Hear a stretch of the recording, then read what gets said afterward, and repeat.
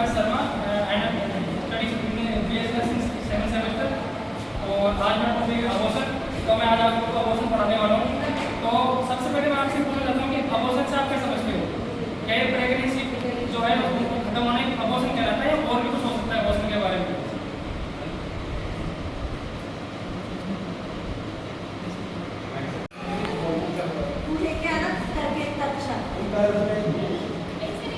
तो अपना मेरा टॉपिक है अबॉर्शन। तो मैं आपसे पूछ रहा था कि अबॉर्शन के बारे में आप क्या समझते हो? क्या प्रेगनेंसी खत्म होने अबॉर्शन कहलाता है? सचिन, क्या प्रेगनेंसी खत्म होने अबॉर्शन कहलाता है? अबॉर्शन तो और भी हो सकता है। खत्म होना तो नहीं, जैसे और किसी के वो मैंने वो प्रेगनेंसी कंसीव कर लेती है, कुछ चाहती नहीं कंसीव तो उसका प्रोसीजर होता है इसमें वो बच्चे को भी वो करा सकती है। तो इसका मतलब ये है कि जो अबॉर्शन है दो टाइप का होता है, स्पॉन्टेनियस और इंड्यूस्ड होता है। तो सबसे पहले अपन देखते हैं कि जो अबॉर्शन है वो होता क्या है। अबॉर्शन एक प्रकार का एक ऐसी मतलब आउटकम होता है। जैसे अपन एग्जाम देते हैं, एग्जाम देने के बाद में अपना रिजल्ट आता है पास का या फेल का, तो अपना आउटकम है। उसी प्रकार से जो अबॉर्शन है वो भी प्रेगनेंसी का एक आउटकम होता है। अब जो प्रेगनेंसी है उसके टोटल 5 आउटकम होते हैं। सबसे पहला आउटकम होता है लाइव बर्थ। लाइव बर्थ में क्या होता है कि बेबी जन्म लेगा और आगे ग्रो करेगा। पहला आउटकम ये हो गया। दूसरा आउटकम होता है स्टिल बर्थ, यानी कि जो बेबी है ना उसकी डेथ हो जाती है। अब वो आउट ऑफ यूट्रस के बाहर भी हो सकती है और पहले भी हो सकती है, तो स्टिल बर्थ हो गया। एक होता है अबॉर्शन। अब अबॉर्शन के अंदर क्या होगा कि जो प्रेगनेंसी है उसकी जो वायबिलिटी पीरियड आता है, वो जानते हैं वायबिलिटी पीरियड? वायबिलिटी पीरियड को जानते हैं? वायबिलिटी पीरियड वो होता है कि बेबी के अंदर जो कैपेसिटी है वो बाहर जाकर सर्वाइव कर सके, उसके सर्वाइवल कैपेसिटी को अगर वो क्रॉस कर जाता है उस पीरियड को वायबिलिटी पीरियड बोलते हैं। उसके बाद में एक होती है एक्टोपिक प्रेगनेंसी। अब एक्टोपिक प्रेगनेंसी भी एक प्रेगनेंसी का ही आउटकम है। तो प्रेगनेंसी के अंदर क्या होगा कि जो यूट्रस है उस यूट्रस के अलावा कहीं और जगह बेबी का इम्प्लांटेशन हो गया, तो उसको अपन एक्टोपिक प्रेगनेंसी बोलते हैं। इसके अलावा एक होता है मोलार प्रेगनेंसी, यानी कि यूट्रस के अंदर क्या हो गया, प्रोप्लास्टिक सेल्स का निर्माण हो गया, और प्रोप्लास्टिक सेल्स के निर्माण की वजह से वहां पर जो यूट्रस है उसमें प्रॉपर इम्प्लांटेशन नहीं हो पा रहा। ठीक है, तो ये तो छोटा सा इंट्रोडक्शन था अपने प्रेगनेंसी से रिलेटेड। अभी तक अबॉर्शन में अपन नहीं आए। उसके बाद में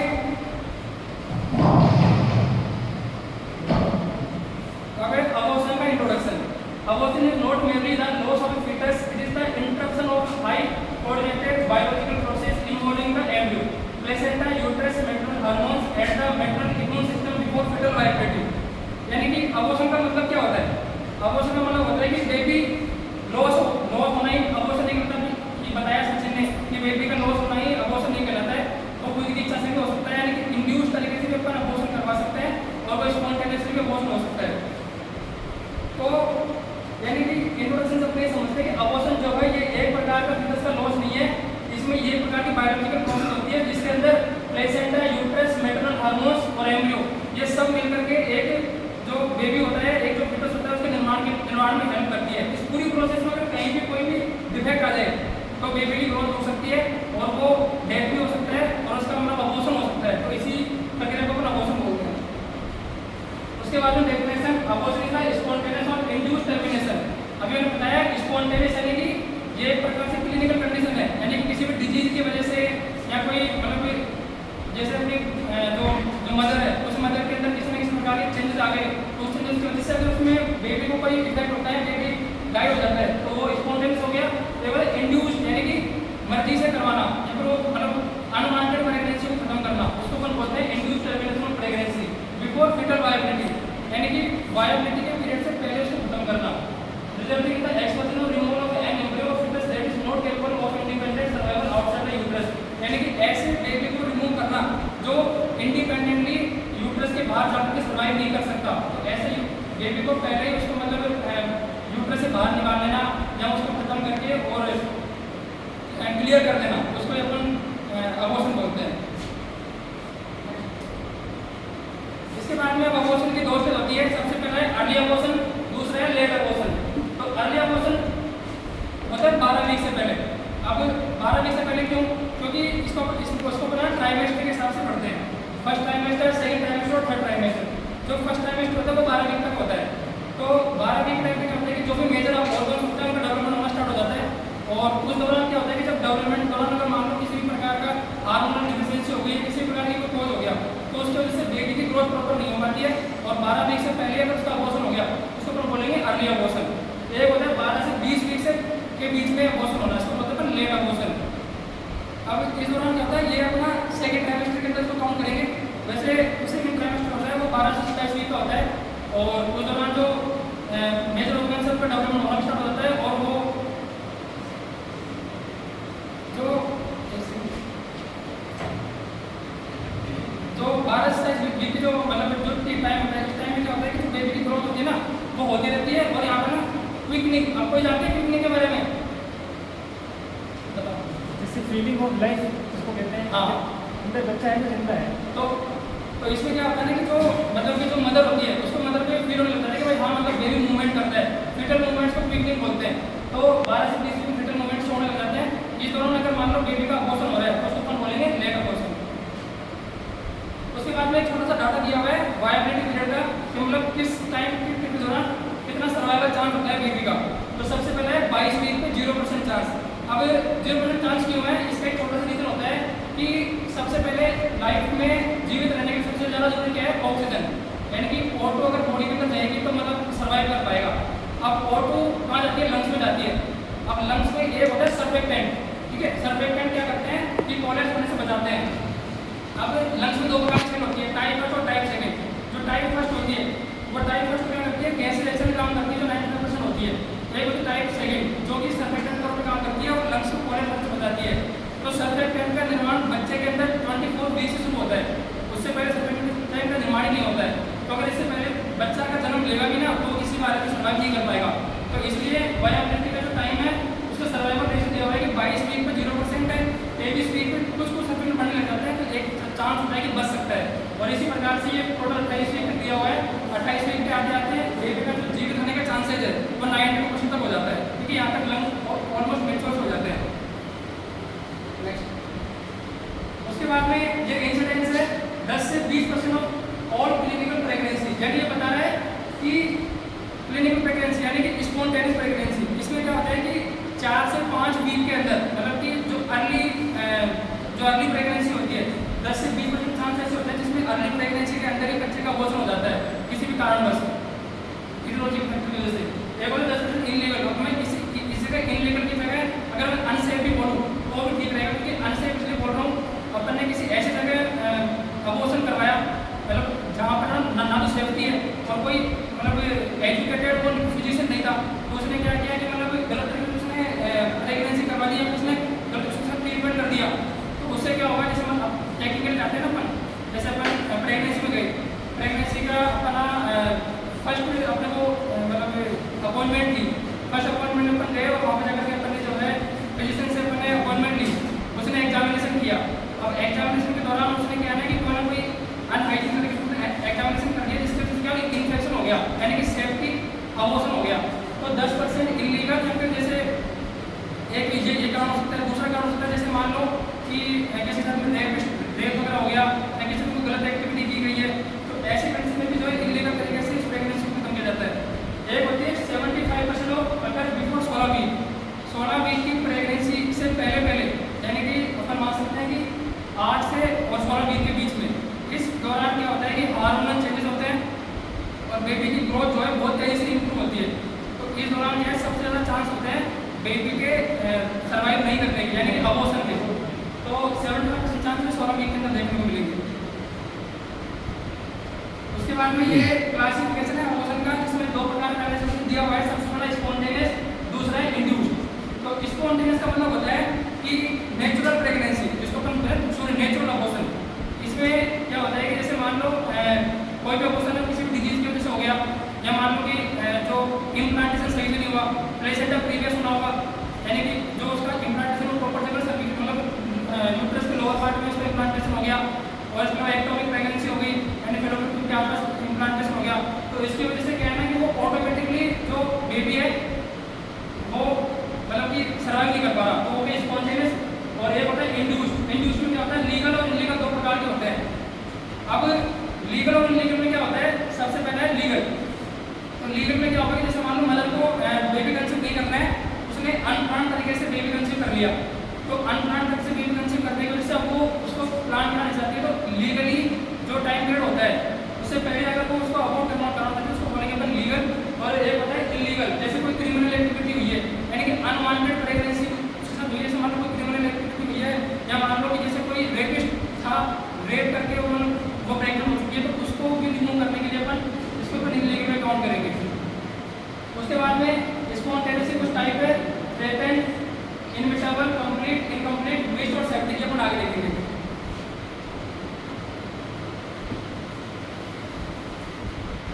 उसके बाद में है ईटियोलॉजिकल फैक्टर। सबसे पहला है ओवुलर और फीटल फैक्टर, यानी कि ये बोल रहा है कि सबसे पहला फीटल है कि फीटल की वजह से कौन कौन से चांसेस 60% चांस होता है फीटस की खुद की वजह से। तो सबसे पहला है क्रोमोसोमल एबनॉर्मलिटी, यानी कि 23 क्रोमोसोम आते हैं मदर से और फादर दोनों से, अगर उनमें किसी प्रकार से कोई एरर आ गई जैसे ट्राइसोमी 21 हो गया और जैसे कि ट्राइसोमी हो गया, एक होता है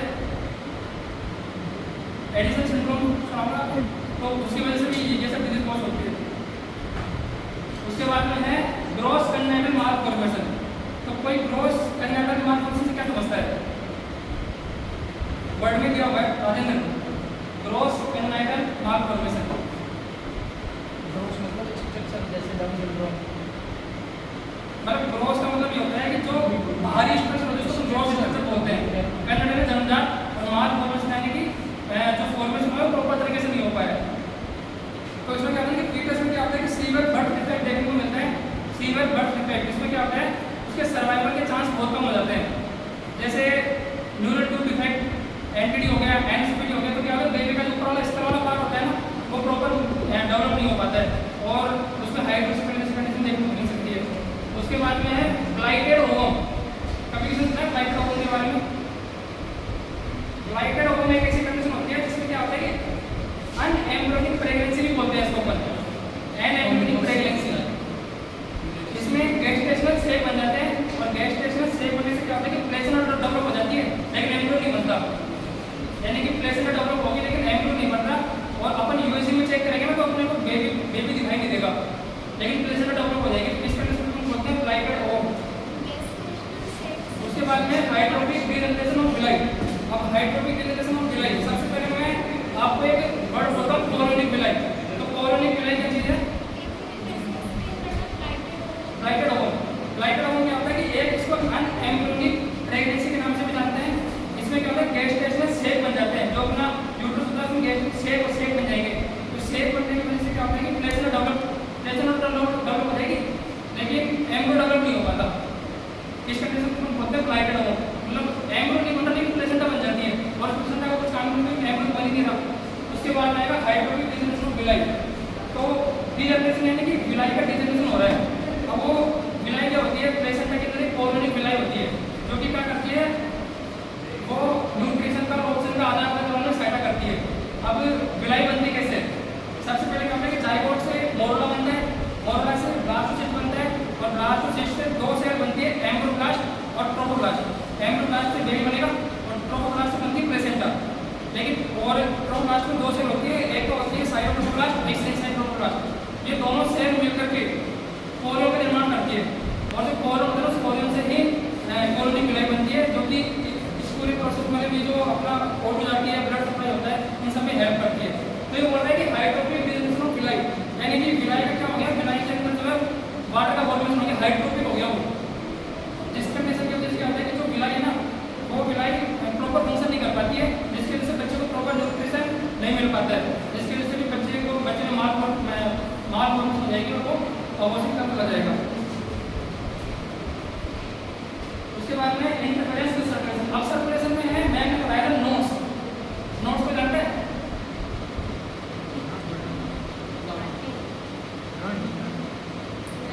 नताशा, नोड्स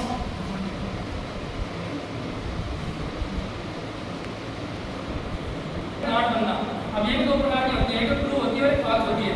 तो जो ट्रू वाली होती है ना उस मतलब फॉल्स वाले से क्या ज़्यादा फर्क नहीं पड़ता है। इसका मैंने डायग्राम मैंने इसमें डाला हुआ है। तो जो फॉल्स वाला है ना उससे भी क्या बेबी को ज़्यादा इफेक्ट नहीं पड़ता क्योंकि फॉल्स नोट होता है। लेकिन ट्रू वाले में क्या होता है ना कि उसमें जो ब्लड सप्लाई है वो रिड्यूस हो जाती है और बच्चे को क्या प्रॉपर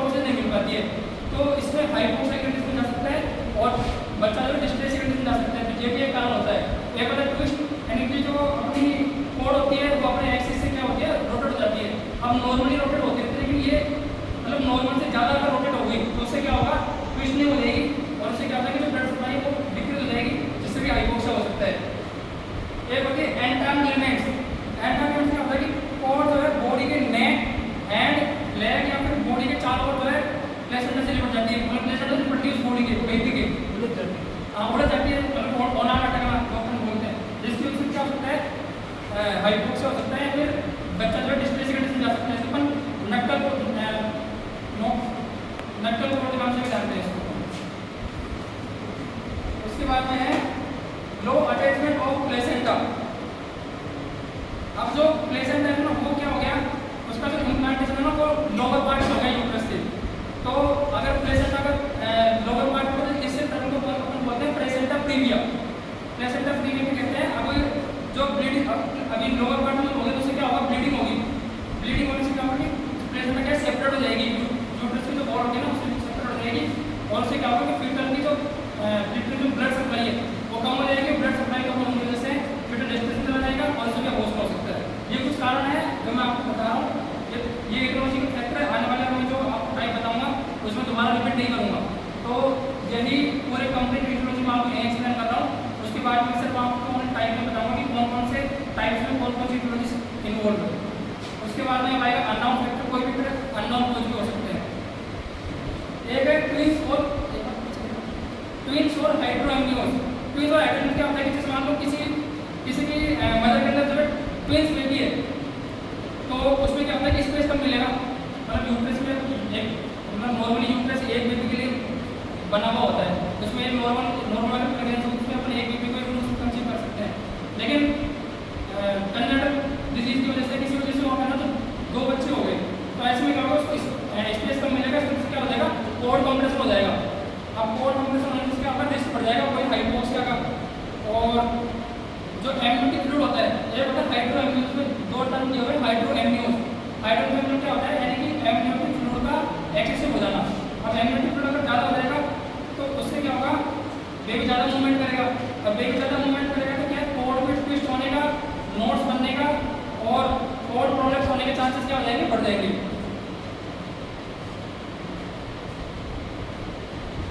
उसके बाद में अब ये तो थे फिटल कॉजेज, यानी कि फिटल से जो मतलब अपने जो भी प्रोडक्ट बना है फिटल के तौर पे, तो उनमें जो भी डिफेक्ट बना उनकी वजह से बताया गया। अब है मैटरनल फैक्टर्स। सबसे पहले है मैटरनल मेडिकल इलनेस, यानी कि मान लो जो माता है, जो मतलब की जो मदर है, उसके अंदर कोई मान लो कोई इलनेस है, जैसे मान लो जब उसने ऑर्जेस में पढ़ाया था GDM, गैस्ट्रेशन डायबिटीज मेलाइटिस, तो GDM के अंदर बताया था कि जो बेबी की साइज है ना वो इंप्रूव हो जाती है, क्योंकि ग्लूकोज की मात्रा ज़्यादा होती है और एनर्जी ज़्यादा बनती है, उसमें ग्रोथ ज़्यादा हो जाता है। तो ऐसे में क्या होता है कि एक तो GDM एक मेन कारण होता है जिसकी वजह से बेबी या तो ज़्यादा बढ़ जाएगा, उससे क्या होता है मतलब प्रेगनेंसी में प्रॉब्लम आएगी। ठीक है। दूसरा होता है जैसे मान लो मैटरनल हाइपोक्सिया होती है, अस्थमा हो रखा है मदर को और न्यूमोनिया हो रखा है, और इसके अलावा जो मदर है वो हाई एल्टीट्यूड पर रहती है, मतलब ऊंचाई वाले इलाके में रहती है, तो उससे क्या होगा, ऑक्सीजन की सप्लाई कम रहेगी मदर के अंदर। अब अगर मदर के अंदर कुछ देर तक ऑक्सीजन की सप्लाई कम है तो बेबी को ऑक्सीजन कम मिलेगी, तो उसकी वजह से भी हाइपोक्सिया कंडीशन हो सकती है। उसके बाद में साइनोटिक हार्ट डिजीज, यानी कि अब जैसे मान लो मदर को भी हार्ट डिजीज है रिलेटेड, तो क्या होता है कि ब्लड सप्लाई प्रॉपर सप्लाई नहीं कर पाएगा और बेबी के पास सप्लाई प्रॉपर नहीं जा पाएगी। उसके बाद में इन्फेक्शन हो जाएगा, ये इन्फेक्शन भी इस तरह से सेफ्टी का पोषण के अंदर आ जाएगा। और उसके बाद में मैटरनल हाइपोक्सिया वही या तो एरिथ्रोपिक हो सकता है, किसी प्रकार का हो सकता है। एक क्रोनिक इलनेस, अब जैसे मान लो कि जो मदर है किसी क्रोनिक इलनेस से गुजर रही है, तो वो मदर से बेबी के अंदर मान लो कोई डिजीज ट्रांसफर हो गई तो वो भी अपोषण का कारण बन सकती है। उसके बाद में एंडोक्राइन एंड मेटाबॉलिक फैक्टर्स। अब एंडोक्राइन एंड मेटाबॉलिक फैक्टर्स के अंदर एंडोक्राइन मेटाबॉलिक फैक्टर के अंदर सबसे ज़्यादा होता है एक तो प्रोजेस्टेरोन, एक प्रोस्टाग्लैंडिन। समझ करो कि जैसे प्रोस्टाग्लैंडिन है वो क्या करता है, वो यूट्रस के कॉन्ट्रैक्शन को बढ़ाता है। बाई चांस मान लो कि अभी जस्ट प्रेगनेंसी कंसीव हुई है और हार्मोन इम्बैलेंस की वजह से प्रोजेस्टेरोन की जगह प्रोस्टाग्लैंडिन सीक्रेट हो गया, तो यूट्राइन कॉन्ट्रैक्शन होंगे, यूट्राइन कॉन्ट्रैक्शन की वजह से अबॉर्शन हो जाएगा, क्योंकि जो एंडोमेट्रियम वॉल है, एंडोमेट्रियम वॉल में डिजीनेशन हो जाएगा, क्योंकि डिजीनेशन करवाती है प्रोस्टाग्लैंडिन, तो ये भी एक कारण हो सकता है। उसके बाद में anatomical abnormalities, cervical uterine factors. अब सबसे पहले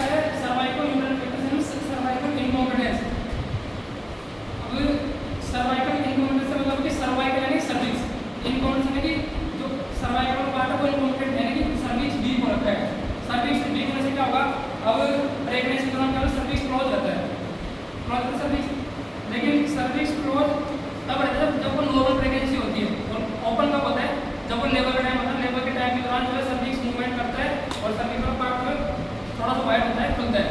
लेकिन किसी भी कारण की वजह से सर्विक्स वीक रह गया और वीक के मतलब प्रेगनेंसी मतलब ड्यूरिंग प्रेगनेंसी वो डायरेक्ट हो गया, तो डायरेक्ट होने की वजह से क्या होगा कि जो फीटस की जो मेम्ब्रेन होती है वो बाहर की तरफ आ जाएगी, और बाहर की तरफ आ जाएगी मतलब बजाने की तरफ आ जाएगी, और उसकी वजह से क्या होगा कि जो फीटस है वो यूट्रस की एंडोमेट्रियम से ब्रेक होकर के वो बाहर निकल सकता है। तो ये भी एक कारण हो सकता है अबॉर्शन का।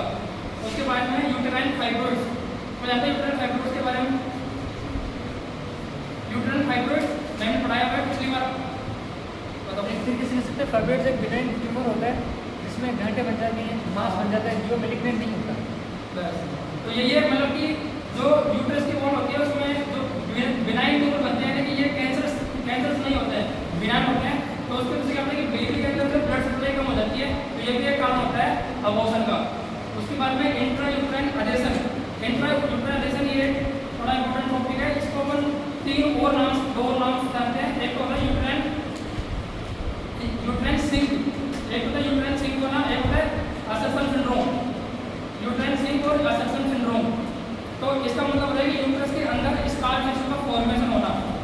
यूट्रस में क्या होता है स्कार टिश्यू का फॉर्मेशन हो जाता है, जिसकी वजह से क्या होता है कि इसका कारण क्या होता है डायलेशन एंड कर्टेज। जैसे कि इसने डायलेशन करने वाला प्रोसेस किया, उस प्रोसेस दौरान क्या होगा उसने प्रॉपर तरीके से ना करते हुए उसने कंटामिनेटेड इंस्ट्रूमेंट्स का उपयोग कर लिया, जिससे यूट्रस की वॉल पर इन्फेक्शन हो गया, और उस इन्फेक्शन की वजह से क्या होता है कि वहाँ पर स्कार टिश्यू का फॉर्मेशन हो जाता है, और स्कार टिश्यू की फॉर्मेशन की प्रोसेस को इंट्रा यूट्राइन अडेशन या फिर असक्शन सिंड्रोम या फिर यूट्राइन सिंक है, मैं नहीं बता रहा हूँ, SYNECHIAE ये हो जाता है। उसके बाद में है रेट्रोवर्टेड यूट्रस। रेट्रोवर्टेड यूट्रस क्या होता है, यानी कि यूट्रस जो है वो पीछे की तरफ क्या हुआ है झुका हुआ है, इसको बोलते हैं रेट्रोवर्टेड यूट्रस। यानी कि मैंने बताया था कि जो यूट्रस की जो शेप है वो पीछे की तरफ झुकी हुई रहती है, जिसकी वजह से पोस्टीरियर भी होती है। इसके अंदर रेट्रोवर्टेड यूट्रस के अंदर यानी कि यूट्रस पीछे की तरफ झुका हुआ रहता है, जिसके अंदर नॉर्मली अबॉर्शन नहीं होता, बट इसको ऊपर क्या कर सकते हैं कुछ केसेज के अंदर मान सकते हैं कोई हो सकता है मे भी। अब पीछे तो दुनिया को कौन सा इसमें अपन को चीज़ देखने को मिलेगी, नोडोसिस या काइकोसिस? पीछे झुकेगा। ठीक है। उसके बाद में आएगा ट्रोमा। अब ट्रोमा नॉर्मल सी बात है, जैसे मान लो मदर गिर गई, ठीक है, और उसके स्टमक अभी एक सवाल है, जो ट्रोमा होता है से ट्रोमा होता है, मान लो कोई फीमेल है प्रेग्नेंट है तो गिर गई, तो उसके गिरने से बेबी को चोट लगती, इसकी वजह से बेबी डेड हुआ है या कोई और रीजन सिक्रेशन होता है, तो प्रोस्टेट की मात्रा बढ़ जाती है ना, तो वो कहते हैं यूट्राइन कॉन्ट्रैक्शन भी करवाती है, तो जिसकी वजह से भी अबॉर्शन हो सकता है। उसके बाद में है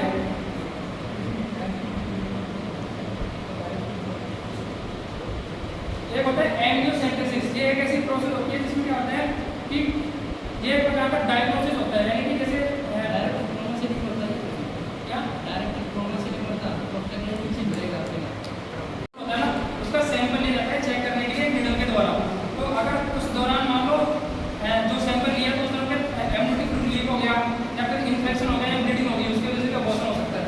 उसका कुछ टॉक्सिक एजेंट जैसे कि मान लो जो मदर है वो एल्कोहल यूज करती है या फिर जैसे मान लो स्मोकिंग करती है, वो भी कारण हो सकता है। इसके बाद में ब्लड ग्रुप इनकॉम्पेटिबिलिटी। अब ब्लड ग्रुप इनकॉम्पेटिबिलिटी सबसे पहले RH इनकॉम्पेटिबिलिटी। तो अहमद आप बताओ RH इनकॉम्पेटिबिलिटी क्या होता है? हमारी तो लेके बेबी होता है उसमें एक डी एंटीजन होता है जो कि खाया जाता है, ठीक है। तो जो डी एंटीजन है उसमें क्या होता है कि जो मदर में जो RH नेगेटिव होता है, बेबी में RH पॉजिटिव होता है। फर्स्ट प्रेगनेंसी की बता रहा हूँ, तो अगर मान लो फर्स्ट प्रेगनेंसी में बेबी RH पॉजिटिव है और मदर RH नेगेटिव है तो उसमें तो कोई फर्क नहीं पड़ेगा, लेकिन क्या होता है कि जब बच्चा डिलीवर हो जाएगा उस दौरान क्या होगा कि मदर के अंदर उस RH पॉजिटिव के अगेंस्ट एंटीबॉडी का निर्माण हो जाएगा। लेकिन आपको जब सेकंड प्रेगनेंसी कंसीव करेगी तो उस दौरान क्या होगा कि जो बेबी होगा अगर वो RH पॉजिटिव फिर से हुआ तो उसमें क्या होगा कि वो रिजेक्ट कर देगा, मतलब उस जो मदर की जो प्रेशर ऑफ मेम्ब्रेन PROM, जो कि दिल को समझाएगा PROM। नॉर्मल से इसमें वो आगे environment factors, smoking, alcohol, x ray radiation, chemotherapy में हो सकता है, डाइटरी फैक्टर भी हो सकते हैं, मेटल फैक्टर्स में क्रोमोसोम और एब्नॉर्मलिटी हो सकती है, और इन्फेक्शन में वायरल बैक्टीरिया कर सकते हैं, और एक है इनहेरिटेड थ्रोम्बोफिलिया, इसके वजह से भी हो सकता है। कुछ टोटल सिचुएशन में क्या होता है कि जो मदर का जो इम्यून सिस्टम है वो आने वाले नए बेबी के लिए एक एक ऐसा एनवायरनमेंट प्रोवाइड करती है कि जो उसका इम्यून सिस्टम है वो उसको रिजेक्ट ना करे। तो कुछ जो टॉलरेंस है ना, उसमें मदर सक्सेसफुली टॉलरेट नहीं कर पाई, तो उससे क्या होगा, वो मदर की खुद की बॉडी है ना, उसके बेबी को रिजेक्ट कर देगी, जिसकी वजह से वो बेबी क्या होगा, अबॉर्शन चला जाएगा। एक होता है एलो इम्यून डिजीज। अब एलो इम्यून क्या होता है, एलो इम्यून का मतलब होता है कि एलो मतलब दूसरा पर्सन का टिश्यू मालूम उसमें अगर इन्वॉल्व हुआ, तो उससे क्या होगा कि जो मदर का जो बेबी है वो टॉलरेट नहीं हो पाएगा, फिर मदर का इम्यून सिस्टम है वो फिटस को क्या करेगा, ओरिजिन पार्टी को समझ करके और उस पर अटैक कर देगा, और अटैक करके क्या करेगा, प्लेसेंटा को डैमेज कर देगा, उसको मिसकैरेज कर देगा। उसके बाद में अब ये फर्स्ट ट्राइमेस्टर में जेनेटिक पदार्थ देखने को मिलेंगे, एंडोक्राइन डिसऑर्डर देखने को मिलेंगे, इम्यूनोलॉजिकल डिसऑर्डर देखने को मिलेंगे, इन्फेक्शन देखने को मिलेगा, और अनएक्सप्लेन्ड यानी कि जिनको मतलब कि अननोन हो सकता है। ये एक बार ये वो पॉजिटिव तो फर्स्ट ट्राइमेस्टर में देखने को मिलेंगे, यानी कि 12 वीक तक। उसके बाद में जो सेकंड ट्राइमेस्टर आएगा उसके अंदर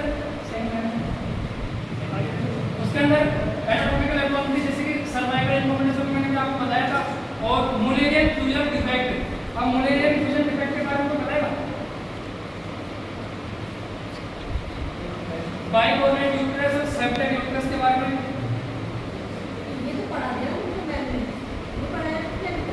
पढ़ा दिया मैंने। तो जो वो होता है मतलब अपना माँ होती है, उसमें क्या होता है, जन्म से क्या है जो यूट्रस है वो क्या होता है, वो एबनॉर्मल होता है, प्रॉपर मैच्योर नहीं होता है। इसमें क्या है, दो कारण होते हैं, दो तरीके के वो होते हैं। इसमें सबसे पहला है एक सेप्टेड यूट्रस में क्या होता है कि यूट्रस के बीच में पार्टीशन बन जाता है।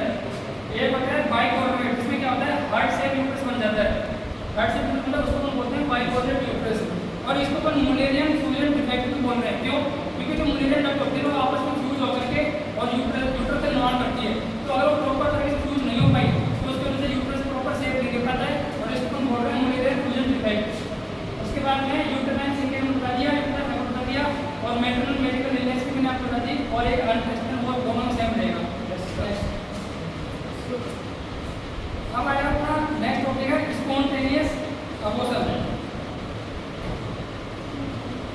अब स्पॉन्टेनियस अबॉर्शन क्या है? It is defined as the involuntary loss of the products of conception prior to 20 weeks of gestation. यानी कि इसमें क्या होता है कि जो बेबी है वो 20 वीक से पहले अपने आप ही क्या होता है, उसकी प्रेगनेंसी एंड होती है, प्रेगनेंसी खत्म हो जाती है। इस कंडीशन को अपन क्या बोलते हैं, स्पॉन्टेनियस अबॉर्शन बोलते हैं। बिना किसी मेडिकल प्रोसीजर के, बिना किसी क्लिनिकल एक्टिविटी की बनाई जाए उसका अबॉर्शन हो गया, तो उसको बोलेंगे स्पॉन्टेनियस अबॉर्शन। 15% जो है ऑफ ऑल कन्फर्म प्रेगनेंसी, यानी कि हमारा जो 15% जो केसेज है इसमें क्या होता है कि इसमें कन्फर्म प्रेगनेंसी मतलब प्रेगनेंसी का पता है मैं प्रेग्नेंट हूँ ऑलरेडी, तो 15% कैसे होंगे जिसमें प्रेगनेंसी के बाद पता कि हाँ मैं बेबी का एक्सपायर हो चुका है। ये बोले 80% अगर फर्स्ट ट्राइमेस्टर, यानी कि जब वो मतलब जब वो प्लान कर रही है तो प्लानिंग टाइम में क्या होगा, वो डायग्नोसिस करवाएगी, डायग्नोसिस सब जाते हैं। तो उस दौरान क्या होता है 15% केसेज ऐसे होते हैं जिसमें स्टार्टिंग फेज में पता लग जाता है, और 80% केसेज जिसमें मतलब क्या है 16 वीक तक या 12 वीक तक पता चलता है, यानी कि फर्स्ट ट्राइमेस्टर के बाद में। उसके बाद में कोई abnormal fetal formation due to teratogenic effect. कोई बता सकता है टेराटोजेनिक इफेक्ट क्या होता है? अरे बैठो भाई, तुम दो ही हो गए बताने के लिए, और कोई नहीं है। शीतल, क्या होता है टेराटोजेनिक इफेक्ट? टेराटोजेनिक इफेक्ट शीतल क्या? यानी कि अभी आपने बताया, आप बताओ क्रोमोसोमल एब्रेशन। क्रोमोसोमल एब्रेशन क्या होता है? मतलब क्रोमोसोम का डिफेक्ट आ गया, जो मैंने आपको बताया आपको। 50 to 80% of early abortion has structural abnormality, यानी कि जो 50 से 80% जो अर्ली अबॉर्शन होते हैं वो किस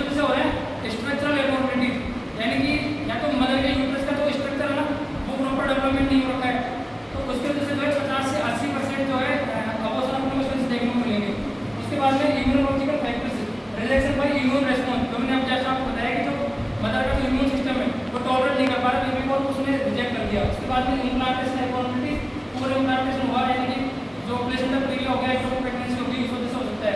उसके बाद में इनएडिक्वेट एंडोमेट्रियल फॉर्मेशन, जो एंडोमेट्रियम का जो फॉर्मेशन प्रॉपर नहीं हो पाया, यानी कि जो प्रोजेस्टेरोन हार्मोन है वो क्या करता है, वो एंडोमेट्रियम के वॉल को बनाए रखता है। तो प्रोजेस्टेरोन की कमी की वजह से जो है एंडोमेट्रियम का ब्रेकडाउन हो सकता है, तो प्रॉपर फॉर्म में नहीं हो सकती, एंडोमेट्रियम थिन हो सकती है, तो उसकी वजह से हो सकता है। जैसे इनएप्रोप्रिएट साइट ऑफ इम्प्लांटेशन, वही से हमने एक बात रखी। उसके बाद में अब ये एक मैकेनिज्म ऑफ अबॉर्शन है। अगर 8 वीक का अबॉर्शन होता है तो उसमें क्या है, ovum surrounded by the villi with the decidual covering is extend out because the external voice fails to direct the entire mass remains in the cervix called as cervical abortion. इसमें क्या होता है कि 8 वीक से पहले अगर मान लो pregnancy जो होता है वो मान लो सर्वाइवल के चांसेस नहीं है, बॉडी को पता लगा कि भाई बेबी है वो आगे सर्वाइव नहीं कर सकता है, तो ऐसे में क्या होता है कि बॉडी क्या करती है, उसको बाहर निकालने की कोशिश करती है।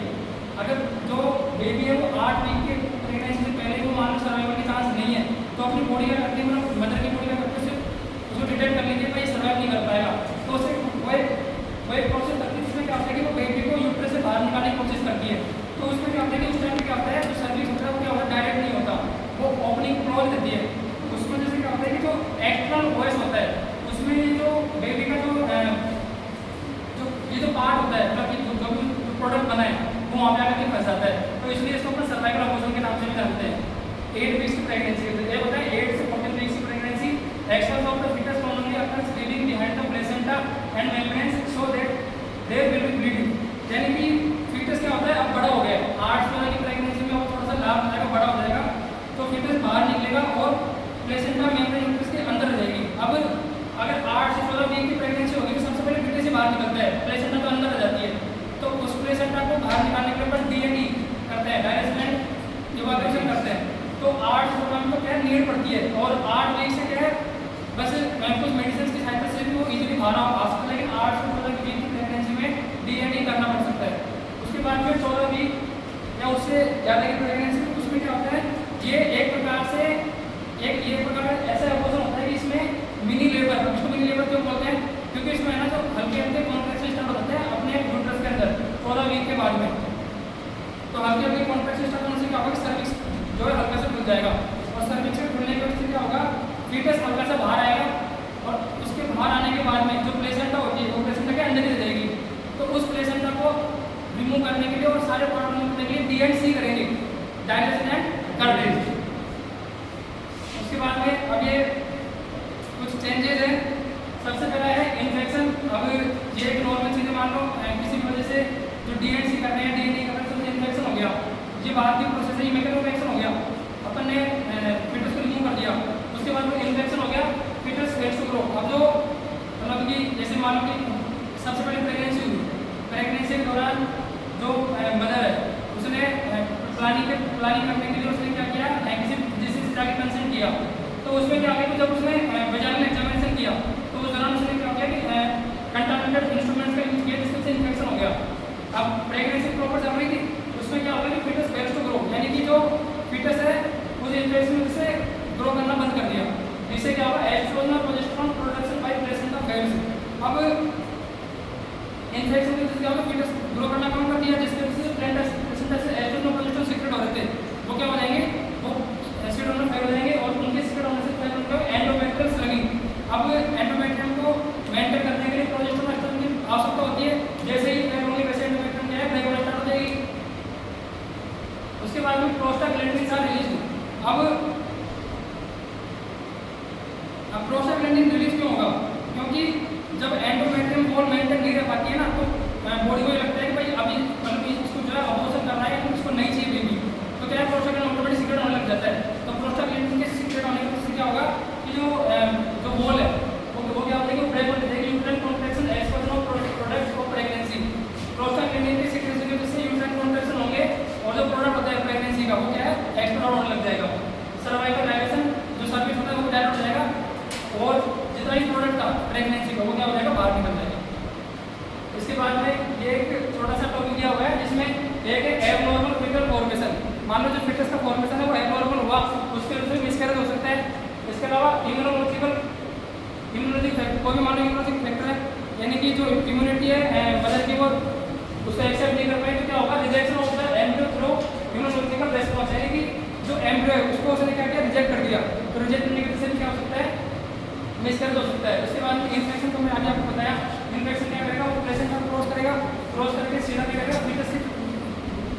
डाउन कर देगा, जिससे एस्ट्रोजन और प्रोजेस्टेरोन सीक्रेट होंगे और एंडोमेट्रियम स्लगिंग हो जाएगा, उससे क्या होगा प्रोस्टाग्लैंडिन सीक्रेट होंगे और उसमें मिसकैरेज हो जाएगा। एक है टेराटोनिक फैक्टर जैसे स्मोकिंग, अल्कोहल, ड्रग, इन सब वजह से जो है मिसकैरेज हो सकता है। ये सारे कारण हैं, 4 कारण हैं जिसकी वजह से मिसकैरेज देखने को मिलता है। इसके बाद में अब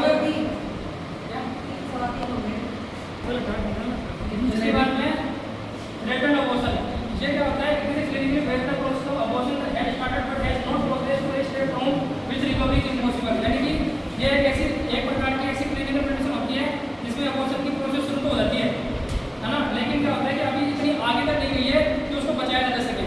तो इसमें क्या होता है कि इसमें प्रेगनेंसी को बचाने की कोशिश की जा सकती है, मतलब ये स्टार्टिंग स्टेज होती है अबॉर्शन की, तो इसमें क्या चांस होते हैं प्रेगनेंसी को बचाने के। ये है ब्लीडिंग पर vagina slide and bright red colour, ये कुछ क्लिनिकल मैनिफेस्टेशन है। इसमें क्या होता है कि इसमें वजाइना के थ्रू अपने को स्लाइड और ब्राइट यानी कि मतलब हल्की और लाइट यानी कि बिल्कुल रेडिश यानी कि बिल्कुल डार्क नहीं, रेडिश यानी कि ताज़ा ब्लड आएगा, क्योंकि अभी तक क्या है उसने स्टार्ट ही किया है अबॉर्शन होना, तो एकदम ब्राइट ब्लड आएगा। तो एक ये साइन होता है जिसको पता करने के मतलब पेन यानी कि हल्के हल्के अपने बैक हेड देखने को मिलेंगे और डल पेन लोअर टंग और लोअर एब्डोमेन के तरफ अपने को डलनेस महसूस होगी और पेन फील होगा, ये इसके साइन होते हैं थ्रेटन के। उसके बाद में पेरियोडिक एग्जामिनेशन, इसमें हम क्या करेंगे specular examination bleeding if any escape through the abdomen voice.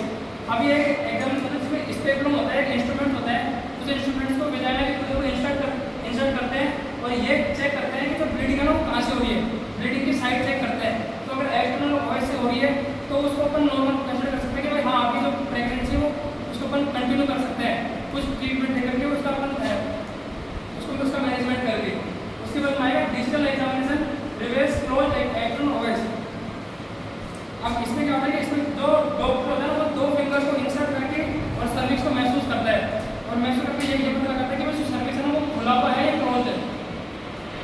उसके बाद में आएगा the uterine side correspondence to the period of the amenorrhoea. अब एमनोरिया को जानते हैं,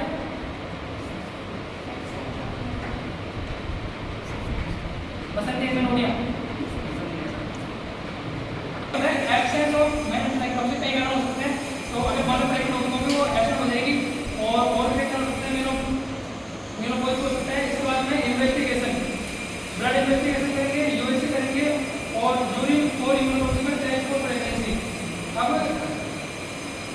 मतलब जो प्रेगनेंसी है वो इम्यूनोलॉजिकल टेस्ट क्यों करेंगे, यूरिन और इम्यूनोलॉजिकल टेस्ट फॉर प्रेगनेंसी।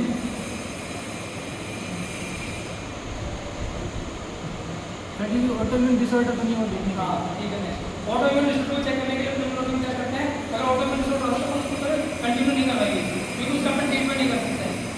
उसके बाद में आएगा ट्रीटमेंट। सबसे पहले क्या होगा कि अपन मदर को 2 वीक तक बेड रेस्ट देंगे। हम 2 वीक तक बेड रेस्ट क्यों देंगे, बेड रेस्ट इसलिए देंगे क्योंकि अगर वो मान लीजिए ज़्यादा मूवमेंट करते हैं न्यूट्रल कॉन्ट्रैक्शन बढ़ जाएंगे।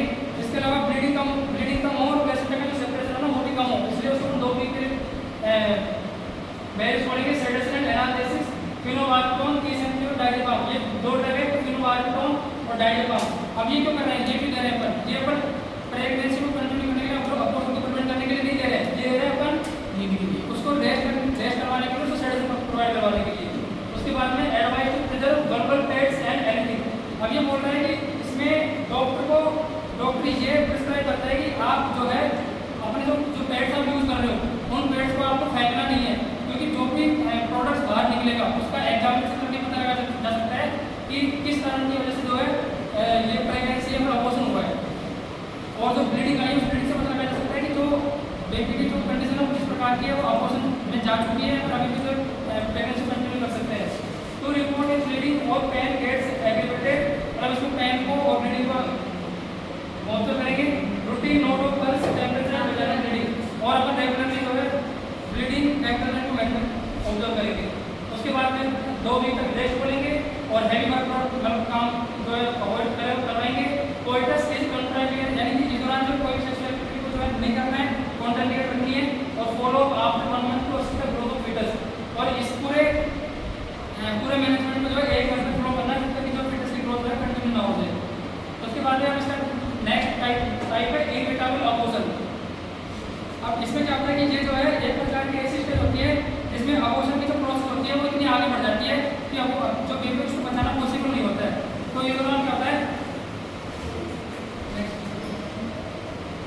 अब क्लिनिकल फीचर्स में सबसे पहले इंक्रीज वेजाइनल ब्लीडिंग। अब उसमें तो क्या वेजाइनल ब्लीडिंग बहुत कम होती है, माइनर होती है, लेकिन इसमें वेजाइनल ब्लीडिंग को ज़्यादा देखने को मिलेगी। इसके अलावा severe lower abdomen pain, lower abdomen pain को सीवियर देखने को मिलेंगे, कोलाइटिक पेन यानी कि टूट के आएंगे। और एक है general condition is proportionate to visible blood loss. General condition is सबसे पहले इसमें क्या होगा, general condition is proportionate to visible blood loss, यानी कि जो ब्लड लॉस अपन देखेंगे जो भी अपन पेशेंट आया उसके आधार पर अपन उसकी कंडीशन को चेक करेंगे कि कितना ब्लड लॉस हो रहा है, उस हिसाब से उसकी कंडीशन का पता लगाया जाएगा। पहले की कंडीशन उसके ब्लड लॉस के आधार पर पता लगाई जाएगी। उसके बाद में internal examination reverse directed internal os of the cervix through which the products of conception are filed.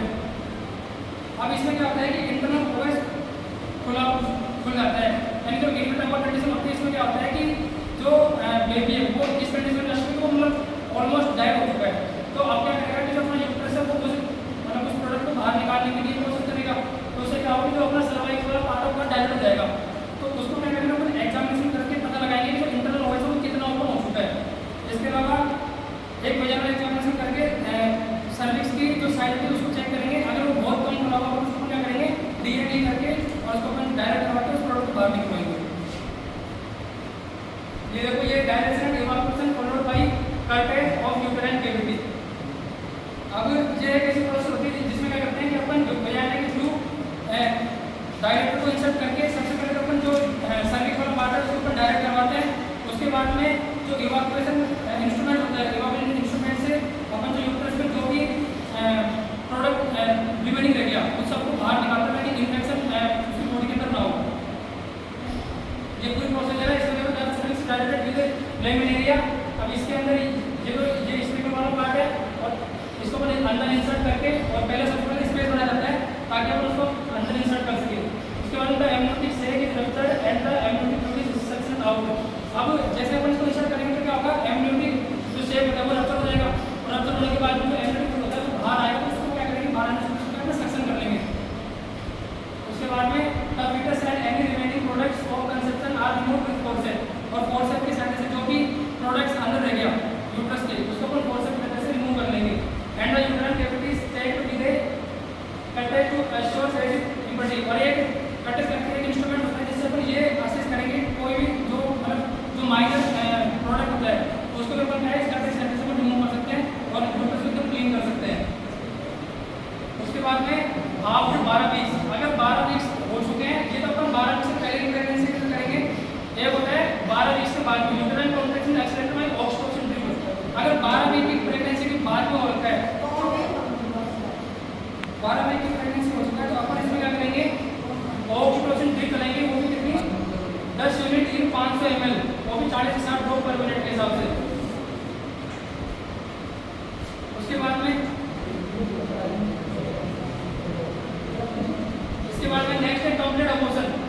अब कंप्लीट अबॉर्शन क्या है, when the products of conception are completely expelled it is called complete abortion. इसमें क्या होता है कि जो product of conception completely बाहर आ जाए, जैसे कि फीटस, प्लेसेंटा, मेम्ब्रेन, यूट्रस और कंप्लीट पूरा अगर यूट्रस में खाली हो गया तो इस कंडीशन को बोलते हैं complete abortion. And there is history of expulsion of reflexive mass for vagina followed by subsidence of pain, vagina bleeding becomes place और एब्सेंट। अब इसमें क्या होता है कि इसमें पेशेंट क्या बताती है वो एक बच्ची पड़ी उसकी वेजाइना के थ्रू एक फ्लैशी मास बाहर आया था, तो जो फ्लैशी मास है उसका अपन एग्जामिनेशन करेंगे और एग्जामिनेशन करके पता लगाएंगे। उसके बाद जो छोटा सा मैनेजमेंट दिया हुआ है blood loss should be assessed and treated. जो ब्लड लॉस होगा उसको अपन असेस करेंगे। If there is doubt about complete expulsion of products, अगर मान लो आपको डाउट है कि भाई हाँ कुछ पार्ट अंदर रह गया है तो अपन वापस कोई यूटर्न कटेज का इस्तेमाल करके और बचे हुए प्रोडक्ट बाहर निकाल सकते हैं। Transvaginal sonography useful to prevent unnecessary surgical procedure. अपन सर्जिकल प्रोसीजर यानी कि सी सेक्शन को प्रिवेंट करने के लिए अपन ट्रांसवेजाइनल सोनोग्राफी भी करके और सी सेक्शन को प्रिवेंट कर सकते हैं। History of expulsion of fleshy mass of vagina because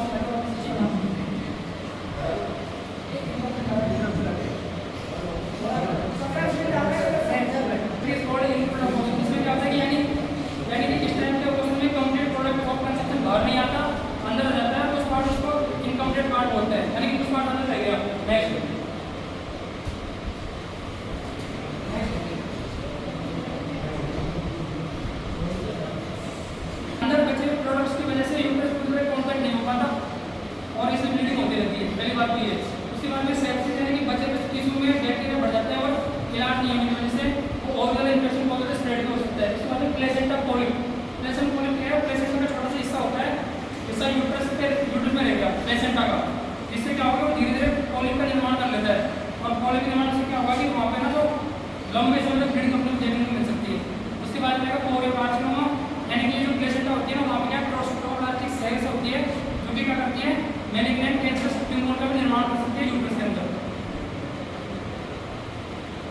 ये सेम वही मैनेजमेंट है जो भी जो अपने प्रीवियस पढ़ा था, इसमें भी वही डायरेक्शन और इवैल्यूएशन करेंगे। उसके बाद आएगा मिस्ड अबॉर्शन, सडन मिसकैरेज और अनलिमिटेड मिस। ये when the fetus is there and retained inside the uterus for a variable period, it is called a mixed abortion or silent miscarriage। यानी कि baby जो है वो डाई हो चुका है बहुत पहले और उसके बाद भी यूट्रस से बाहर नहीं आया और यूट्रस के अंदर ही रह गया वो, ठीक है।